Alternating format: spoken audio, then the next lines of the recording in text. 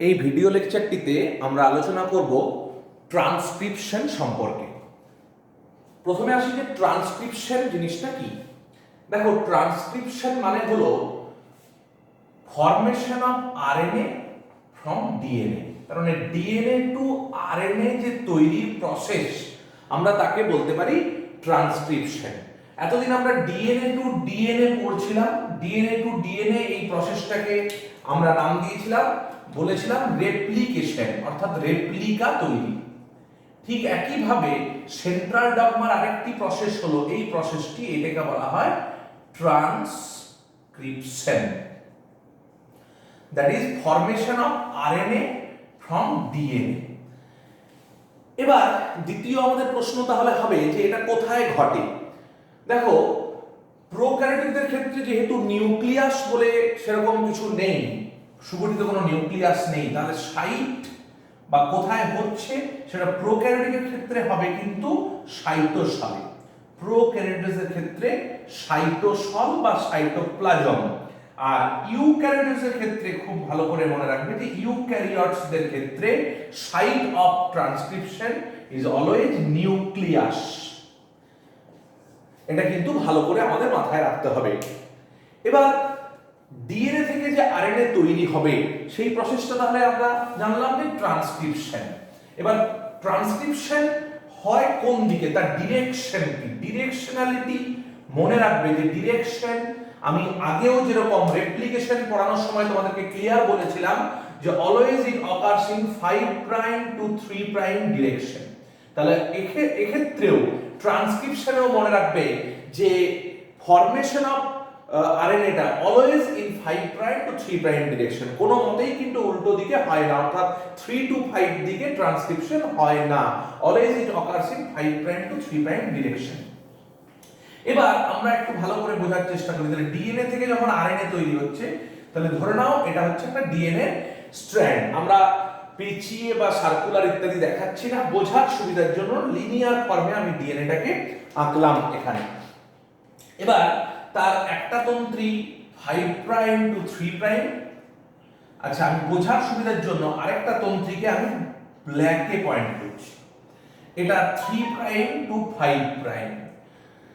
তার মানে আমার যদি এদিক থেকে ট্রান্সক্রিপশন হয়, এই দিকে যদি ট্রান্সক্রিপশন হয়, যদি আমি এদিক থেকে পড়ি, তাহলে 3 টু 5 এটাকে ছাঁচ হিসেবে ব্যবহার করা সোজা হবে। বুঝতেই পারছো যে আমার যদি আরএনএ যেটা তৈরি হবে সেটা 5 টু 3, তার মানে আমি যদি রেড কালারের টাকা আরএনএ ধরি, তাহলে 5 প্রাইম টু 3 প্রাইম দিকে এরকম দিকে সিনথেসিসটা চলতে থাকবে। এই রেড কালারের যেটাকে আমি সিগনিফাই করলাম সেটা হচ্ছে এমআরএনএ, আর এই দুটো হচ্ছে DNA strand. This is DNA. ভালো করে এই জিনিসটা আমাদের মাথায় রাখতে হবে যে এটা ডিএনএ, আর যেটা তৈরি হচ্ছে ইন 5 প্রাইম টু 3 প্রাইম ডিরেকশনে, দ্যাট ইজ এমআরএনএ। এবার তার মানে আমি বললাম যে 3 টু 5 এটা হলো ছাঁচ, তার মানে 3 প্রাইম টু 5 প্রাইম যে strand, this is the template strand. Template strand.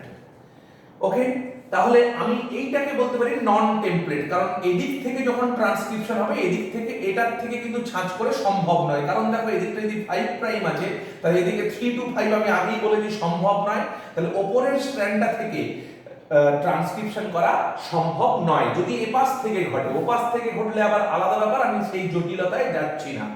যদি এপাশ থেকে ঘটে তাহলে এটার থেকে হবে। তার মানে আমি ওই জন্যই বলেছি 3 টু 5 প্রাইম যে ডিএনএ স্ট্র্যান্ড, এইটা হলো অ্যাকচুয়ালি টেমপ্লেট স্ট্র্যান্ড। আর একইভাবে 5 প্রাইম টু 3 প্রাইম যে ডিএনএ স্ট্র্যান্ড, সেটা হবে তাহলে নন টেমপ্লেট। নন টেমপ্লেট মানে এটা ছাঁচ নয়। ওকে, এবার এর কিন্তু আরো কতগুলো নাম আছে এই স্ট্র্যান্ডটা, আমরা একটু সেটা বোঝার চেষ্টা করি। দেখো, যদি ডিএনএ ধরে নাও যে এই ডিএনএটার আমি একটা সিকোয়েন্স লেখার চেষ্টা করি, যে A T T A G G C C T C G G C T T. Okay, তাহলে এর অপোজিটটা কি হবে? T A A T C C G G A GCC GAA। Okay, তাহলে এটা হলো আমার স্ট্র্যান্ড। তাহলে যেটা mRNA তৈরি হবে, এর থেকে প্রোডিউসড যে mRNA হবে, আমি বলেছি দিস ইজ দ্য টেমপ্লেট ছাঁচ and this is the non template.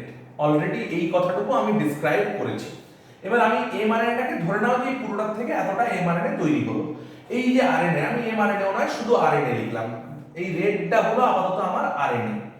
তাহলে RNA এর কি সিকোয়েন্স হবে আমরা একটু বোঝার চেষ্টা করি। RNA এর সিকোয়েন্সটাকে আমি এখানে গ্রিন কালারে লিখছি। তাহলে T এর উল্টো দিকে A, A এর উল্টো দিকে T হবে না, RNA এর ক্ষেত্রে সেটা U, T এর বদলে A, G G C C U, G এর বদলে এতে C, G এর কমপ্লিমেন্টারি G, C এর কমপ্লিমেন্টারি G, G এর কমপ্লিমেন্টারি C, A এর U। এবার দেখো এই যে নতুন স্ট্র্যান্ডটা তৈরি হলো, এর যে সিকোয়েন্স মানে আরএনএ এর যে সিকোয়েন্স, এটা কার মতো হুবহু দেখতে? অ্যাকচুয়ালি দেখতে কিন্তু এই ওপরটার মতো। লক্ষ্য করে দেখো, ওপরটাতে শুধু টি এর বদলে ইউ এইটুকু চেঞ্জ আছে। আদারওয়াইজ তুমি যদি নন টেমপ্লেট স্ট্র্যান্ডটাকে রিড করো, this is the actual RNA.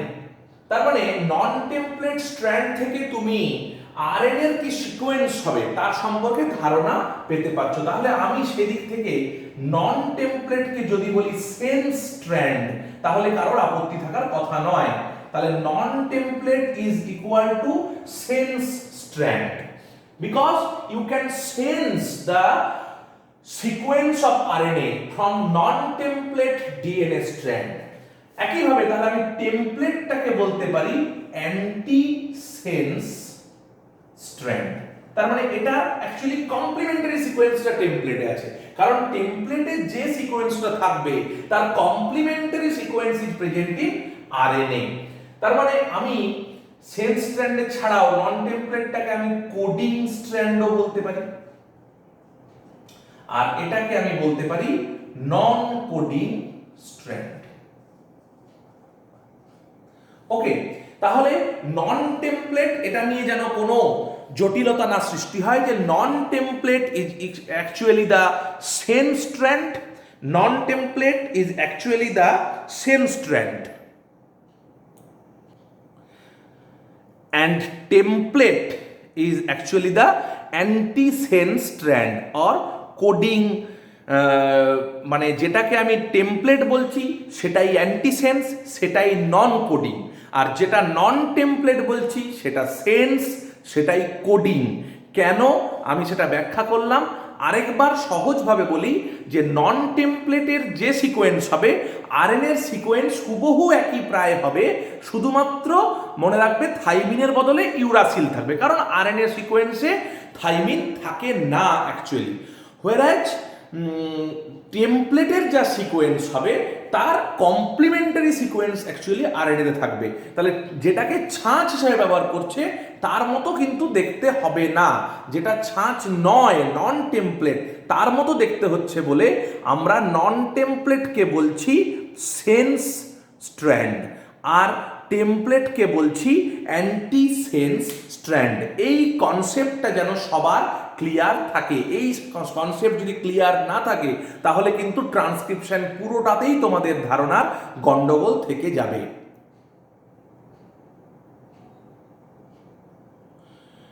এবার প্রোক্যারিওটিকের ক্ষেত্রে তোমরা মনে রাখবে যে প্রোক্যারিওটিকের ক্ষেত্রে কোনো জাঙ্ক ডিএনএ নেই, no junk DNA in prokaryotes. প্রোক্যারিওটিকের কোনো জাঙ্ক পোরশন নেই, যার ফলে total DNA is being transcribed, total DNA is being transcribed। Okay, এই দুটো কথা আমাদের ভালো করে মনে রাখতে হবে। In eukaryotes there are some junk portions or inactive portion that is known as intron and some biologically active portions which are known as exons। আমরা ইউক্যারিওটিক নিয়ে যখন আলোচনা করব তখন সেই ধারণাগুলোতে আসব। এরপর আমরা ডিএনএ তো সিকোয়েন্সে কোথায় হবে, ধরো একটা লং ডিএনএ সিকোয়েন্স আছে, এবার সেই ডিএনএ তে কোথায় সূচনা হবে, কোথায় ট্রান্সক্রিপশন শুরু হবে, তোমরা মনে রাখতে পারো একই ভাবে যে তোমরা রেপ্লিকেশনে যেরকম পড়েছিলে যে একটা ইনিশিয়েশন আছে, একটা ইলংগেশন আছে, একটা টার্মিনেশন আছে। In this process also there are 3 phases. Initiation মানে সূচনা, 2 নম্বরে ইলংগেশন অর্থাৎ সেখানে চেনটা বাড়বে ফরমেশনটা, এবং 3 নম্বরে একটা টার্মিনেশন হবে। অতএব প্রসেসটার 3টে পার্ট আছে।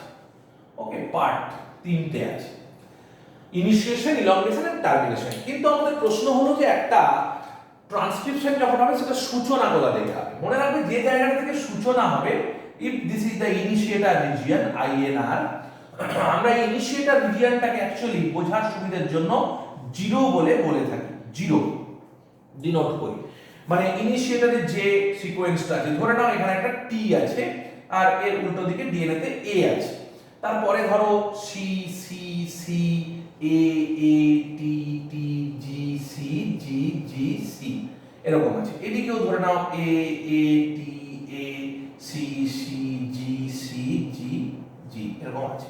তাহলে এদিকের সিকোয়েন্সেও আমার এইভাবেই থাকবে, C C G C G G T A T T G G G T T A A C G C C G T A.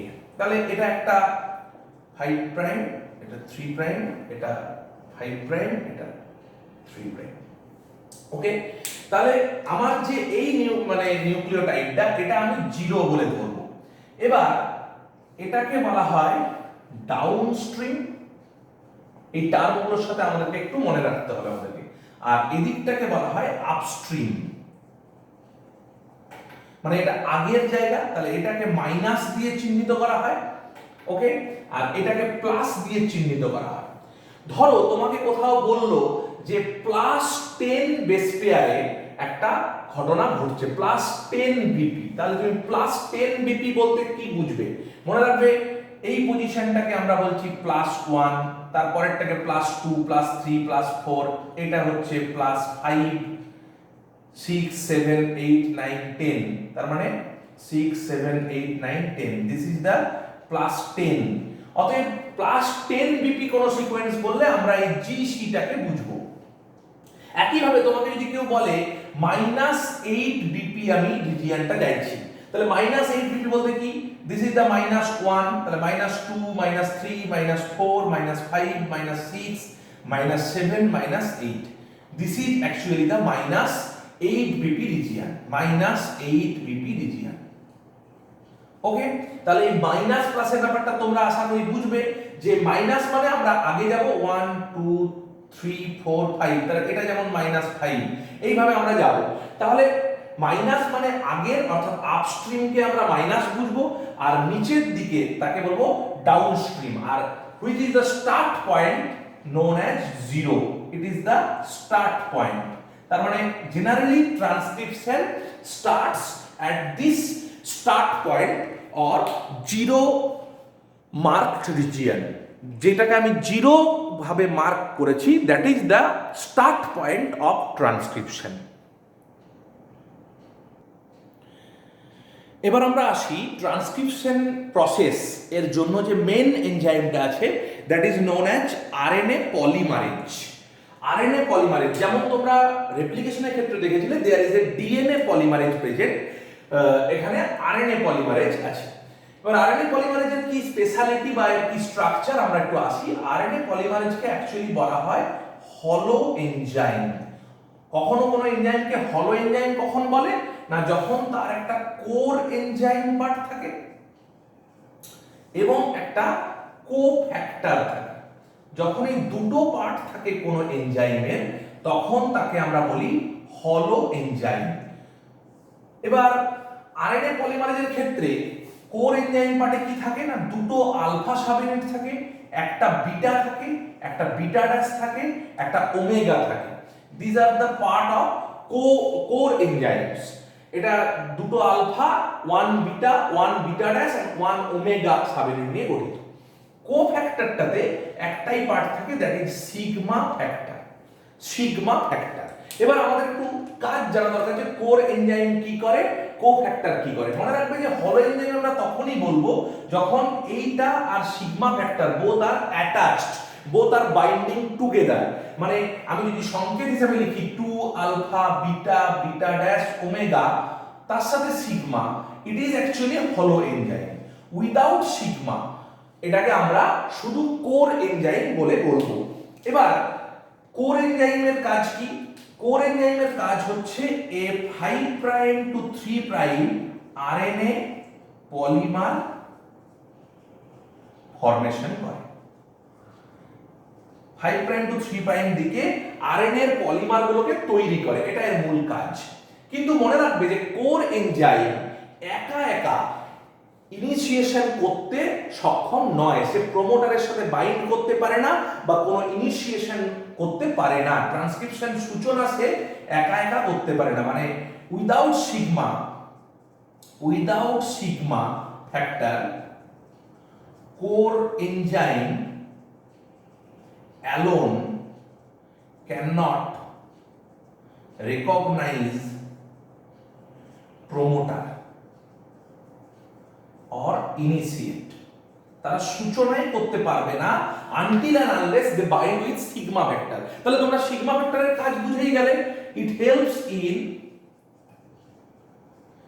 initiation by binding with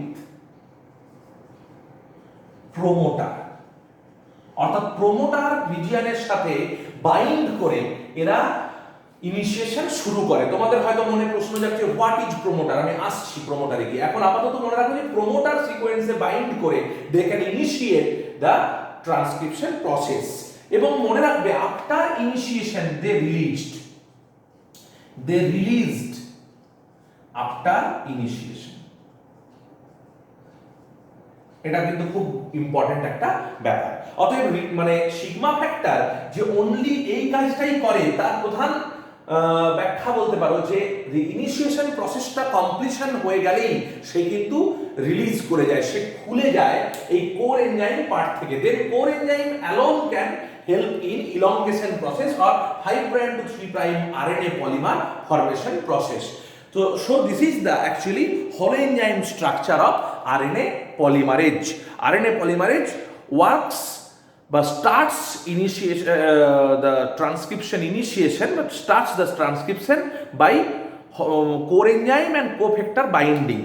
After initiation process is completed, cofactor is released or sigma factor is released. এবার আমরা দেখি যে RNA পলিমারেজের কি সুবিধা আছে কি অসুবিধা আছে।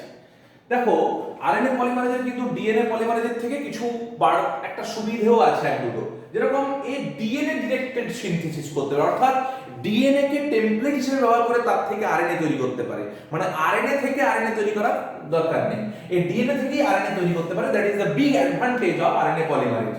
And second thing is that no primer requirement. এটা খুব গুরুত্বপূর্ণ একটা বিষয়, কারণ তোমরা রেপ্লিকেশনের সময় লক্ষ্য করেছিলে যে তার জন্য একটা আলাদা এনজাইম দরকার ছিল প্রাইমেজ বলে, সে প্রাইমার তৈরি করছিল। এবং প্রাইমার না থাকলে আরএনএ ফরমেশন করা সম্ভব, ডিএনএ ফরমেশন করা সম্ভব হচ্ছিল না। কিন্তু এখানে আরএনএ ফরমেশনের জন্য বা আরএনএ পলিমারাইজেশন করার জন্য শুরু করার জন্য কোনো প্রাইমারের দরকার হয় না। This is the big advantage of RNA polymerase activity. There are some disadvantages also. It has low or no proof reading activity at all. কোনো কোনো সময় খুব কম প্রুফ রিডিং অ্যাক্টিভিটি আছে, কিছু কিছু বিজ্ঞানীরা বলছেন খুব কম প্রুফ রিডিং অ্যাক্টিভিটি আছে, আবার কিছু বিজ্ঞানীদের মতে এর একদম প্রুফ রিডিং ক্ষমতা নেই। তবে প্রুফ রিডিং ক্ষমতা নেই তার ফলে এর রেট অফ মুভমেন্টও স্লোয়ার, এটা একটা ডিসঅ্যাডভান্টেজ। তোমরা যেখানে দেখছিলে যে ডিএনএ পলিমারেজ, সেটা ডিএনএ রেপ্লিকেশন বা ডিএনএ পলিমারেজ যখন কাজ করছিল দ্যাট ইজ হিউজ ফাস্টার রেটে করছিল, 1000 থেকে 10000 নিউক্লিওটাইড পার সেকেন্ড সে করছিল। এখানে কিন্তু সেখানে 30 to 50 nucleotide per second say incorporate করছে। অতএব 1 সেকেন্ডে 30 থেকে 50টা, এটাও কিন্তু খুব কম স্পিড তা কিন্তু নয়। কিন্তু তুমি যদি রেপ্লিকেশনের রেসপেক্টে দেখো তাহলে it is little bit slower in activity. তবে তোমরা বলতে পারো যে এর স্লো অ্যাক্টিভিটি কেন, তাহলে আমি উত্তর দিতে পারি যে প্রুফ রিডিং অ্যাক্টিভিটি যেহেতু এর নেই, ভুল সংশোধনের ক্ষমতা যেহেতু এর কম বা একদম নেই, তাই জন্য সে একটু কাজটা ধীরে ধীরে করে। অর্থাৎ ভাবতে পারো যে ধীরে ধীরে যদি কোনো কাজ করে তাহলে তার ভুল হওয়ার প্রবণতা তুলনামূলকভাবে কম থাকে, সেটাকে আমরা বলতে পারি যে এর একটা ডিসঅ্যাডভান্টেজ, অর্থাৎ এটা একটু স্লো ভাবে কাজ করে। তাহলে এই গেল আমাদের আরএনএ পলিমারেজের অ্যাক্টিভিটি। এবার আরএনএ পলিমারেজ মনে রাখবে, আমরা যখন ডিএনএ এর সূচনা নিয়ে ভাবছিলাম, ধরো এটা একটা ডিএনএ স্ট্র্যান্ড, আমি আবারও আসি, তাহলে এইটাকে আমরা 0 বলেছিলাম, এদিকটাকে প্লাস বা আপস্ট্রিম বলেছিলাম, ডাউনস্ট্রিম বলেছিলাম, আর এটাকে মাইনাস বা আপস্ট্রিম বলেছিলাম। ওকে, তাহলে এই যে ব্যাপারটা ছিল, এবার এখানে আমি একটু আগে তোমাদেরকে একটা টার্ম বলেছি, প্রোমোটার। প্রোমোটার, দেখো প্রোমোটার কথাটার মানে কি, আগে সোজা কথায় বুঝি যে প্রোমোটার মানে কি। প্রমোট করা মানে এনিওয়ান হু প্রমোটস। প্রমোট করা মানে কোনো কাজকে গাইড করা বা এগিয়ে দেওয়া, তাই তো, বা গাইড বা এগিয়ে দেওয়া। তাহলে এই যে আমি একটা যদি তোমাদের উদাহরণ দিই, ধরো তোমরা প্রমোটার কথাটাই স্পেশালি ব্যবহার হয়, কেউ হয়তো ফ্ল্যাট কিনবে বা বিল্ডিং কিনবে কিংবা জমি কিনবে, সেখানে কিছু প্রমোটার থাকে। তাদের কাজ কি, ধরো তুমি একটা জমি কিনতে চাইছো বা আমি একটা জমি কিনতে চাইছি, তাহলে জমি কেনার সময় আমি সরাসরি হয়তো জমির মালিককে খুঁজে পাচ্ছি না, কিন্তু দেখবে শহরে বা কিছু জায়গায় প্রমোটাররা ঘুরে বেড়ায়, অর্থাৎ তারা মালিকের সাথে জমি যে কিনতে চাইছে তাকে একটা বন্ডিং সে করে দেয়, অর্থাৎ সে ফেসিলিটেট করে দেয়। তোমরা যেমন আরো একটা উদাহরণ দিতে পারি, বিয়ের ক্ষেত্রে পাত্র পাত্রীদের মধ্যে মেলবন্ধন করার জন্য অনেক সময় মাঝখানে ঘটক বলে একটা লোক থাকে, তো ঘটক ইজ সামহাউ লাইক প্রমোটার্স, মানে দে প্রমোট দ্য ওয়েডিং ইভেন্ট, মানে তারা এই যে পাত্র পাত্রীর মধ্যে যে পরিচয় করিয়ে দেওয়া, দুটো ফ্যামিলির মধ্যে যে যোগসূত্র তৈরি করা, এই কাজটা করে প্রমোটার। এখানেও প্রমোটার ইজ লাইক দ্যাট, মানে প্রমোটার হচ্ছে ট্রান্সক্রিপশনের প্রসেসটাকে ফেসিলিটেট করে। এবার দেখো, প্রমোটার মানে কিন্তু কোনো আলাদা মলিকিউল নয়। প্রমোটার মানে তোমরা যেটা মনে রাখবে, it is nothing but a sequence. এটা হচ্ছে sequence of DNA which is conserved. Conserved মানে হচ্ছে সংরক্ষিত, অর্থাৎ একটা নির্দিষ্ট সিকোয়েন্স থাকে। দেখা গেছে যে বিভিন্ন ডিএনএ এর উপর এই স্টার্ট পয়েন্টের আশেপাশে কিছু সিকোয়েন্স থাকে। যেমন আমি তোমাকে একটা উদাহরণ দিচ্ছি, -10 বিপিতে, -10 বেস পেয়ার রিজিয়নে সাধারণত এই প্রোমোটার, তোমরা হয়তো ভাববে যে ডিএনএ সেটা তো ডাবল স্ট্র্যান্ডেড, কিন্তু আমি এই সিকোয়েন্সটা দেখবে একটা দিয়ে লিখি, কারণ আমরা এরকম লিখব 5 প্রাইম এর সিকোয়েন্স, মানে নন টেমপ্লেটের সিকোয়েন্সটা অ্যাকচুয়ালি আমরা লিখি। তাহলে -10 বিপিতে 5 টি এ টি এ এ টি এরকম একটি সিকোয়েন্স থাকে। এটাকে আমরা বলে থাকি Pribnow box. Pribnow box, it is a promoter. তার মানে কি, এটা একটা কনজার্ভ সিকোয়েন্স। এই -10 বেস পেয়ার রিজিয়নে, -10 মানে আমি আগে শিখিয়েছি তোমাদেরকে 1 2 3 4 5 6 7 8 9 10, তার মানে 10 এ গিয়ে এই টি টা থাকবে। এবার কি রকম হবে, T A T A A টি, এই সিকোয়েন্সটা থাকবে, মানে এইটা হচ্ছে -10, তার মানে এই পর্যন্ত। তাহলে এই যে সিকোয়েন্সটা, যেটা 5 প্রাইম টু 3 প্রাইম এই নন টেমপ্লেটটাতে থাকবে, অবশ্যই এই জায়গাটা খেয়াল রাখবে। টেমপ্লেটের কিন্তু আমি ছাঁচটা বলিনি। তোমরা যদি ডবল স্ট্যান্ডার্ড লিখতে চাও, তাহলে এইদিকে 3 প্রাইম এদিকে 5 প্রাইম লিখে উল্টো সিকোয়েন্সটা লিখে দিলেই হবে, তবে দরকার নেই, একটা সিকোয়েন্সই জেনারেলি লেখা হয়। তোমরা এরকম 5 প্রাইম এদিকে 3 প্রাইম লিখে টি A T A A T, this is nothing but Pribnow box. তাহলে Pribnow box is a prokaryotic promoter. এটা মনে রাখবে যে এই স্পেশালিটিটা বা এই কনজার্ভ সিকোয়েন্সটা কিন্তু প্রোক্যারিওটিকেই দেখা যায়। তাহলে প্রোক্যারিওটিকের ক্ষেত্রে দেখা যাচ্ছে -10 বিপি রিজিয়নে একটা কনজার্ভ সিকোয়েন্স আছে, যেটাকে বলছি T A T A A T. This is known as Pribnow box.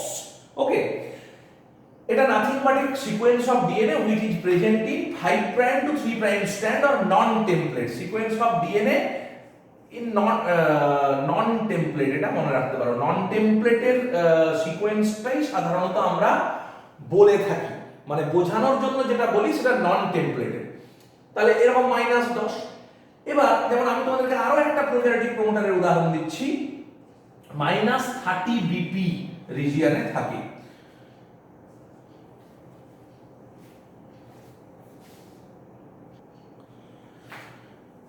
High prime TTGACA 3 prime.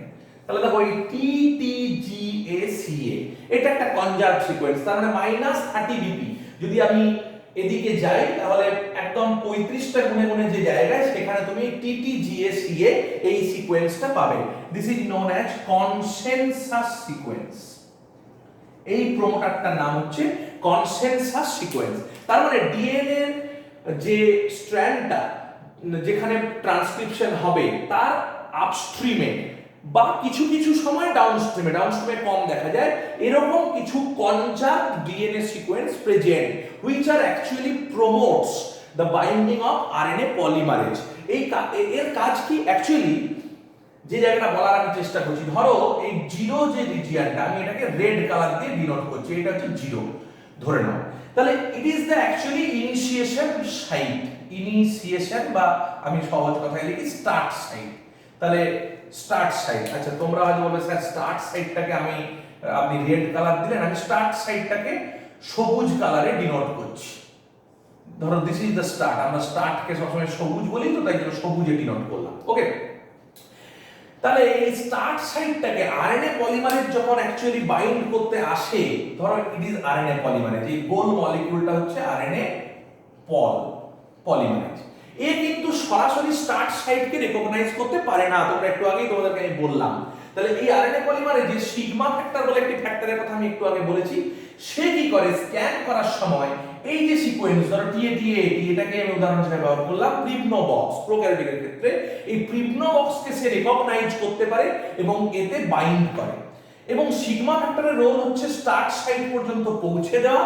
After reaching the start site, sigma factor dissociates from the complex, sigma factor কিন্তু খুলে যায়। তারপরে core enzyme পার্টটাই, যেটা 2 alpha beta beta dash এবং omega বলেছিলাম, সেটাই বাকি কাজটাকে প্রমোট করে। তাহলে এই যে প্রমোটারের কাজ কিছু না, খুব সোজা কথায় মনে রাখলে যে প্রমোটারের ফাংশন যদি বলা হয়, what is the function of promoter, তাহলে এটা হচ্ছে আরএনএ পল বাইন্ডিং, অর্থাৎ আরএনএ পলিমারেজকে বাইন্ডিং করতে সাহায্য করে, আরএনএ পলিমারেজকে যুক্ত করতে সাহায্য করে এবং ইট ফেসিলিটেটস দ্য ইনিশিয়েশন প্রসেস। আমরা আরেকটু কথা লিখতে পারি যে ফেসিলিটেটস ইনিশিয়েশন। ওকে, তাহলে এই দুটো কথা যদি আমি বলি যে আরএনএ পলিমারেজকে বাইন্ডিং করানো এবং ফেসিলিটেট করা ইনিশিয়েশন প্রসেস ট্রান্সক্রিপশনের, এইটা হচ্ছে প্রমোটার সিকোয়েন্সটির কাজ। তাহলে promoter is nothing but a DNA sequence which promotes the RNA polymerase binding and facilitates the transcription initiation in prokaryotes or eukaryotes. তাহলে আজকে আমরা ট্রান্সক্রিপশনের একটা ওভারভিউ সম্পর্কে জানলাম, হোল প্রসেস অর্থাৎ ইনিশিয়েশন, ইলংগেশন এবং টার্মিনেশন আমরা পরের ক্লাসগুলোতে আস্তে আস্তে জানবো।